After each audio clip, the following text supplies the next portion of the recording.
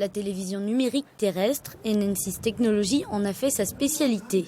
Basée à Cesson-Sévigné, cette entreprise développe des équipements professionnels pour les infrastructures de TNT et les applications de test et monitoring. Des équipements qui servent par exemple à insérer des informations de synchronisation qui vont permettre aux différents émetteurs de se synchroniser les uns avec les autres. C'est un peu technique, mais ça permet en gros d'optimiser le spectre.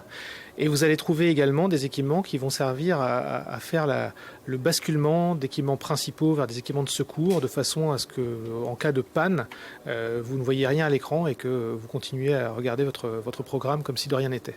Leader mondial sur la nouvelle norme de TNT, le DVB-T2, la société a su se positionner sur cette technologie novatrice. Cette norme DVB-T2 permet d'avoir en gros un tuyau plus important qu'en DVB-T. On va gagner à peu près 50% de bandes passantes en plus. Mais si on combine ça avec les nouvelles technologies de codage qui sont également disponibles, comme le MPEG-4, on arrive à passer 2 fois plus de chaînes que ce qu'on passe actuellement en TNT en France. Pas étonnant qu'NN6 Technologies réalise 80% de son chiffre d'affaires à l'international, avec d'importants marchés remportés comme en Colombie, en Russie ou en Ukraine. Mais le gros reste l'Afrique, avec plus de 15 pays qui sont directement passés de l'analogique à cette nouvelle norme DVB-T2. En Afrique du Sud, on a un client qui s'appelle MultiChoice, qui diffuse ses programmes sur l'ensemble de l'Afrique. Donc ce qui se passe, c'est qu'à Johannesburg, tous les programmes à destination du continent africain sont montés vers le satellite.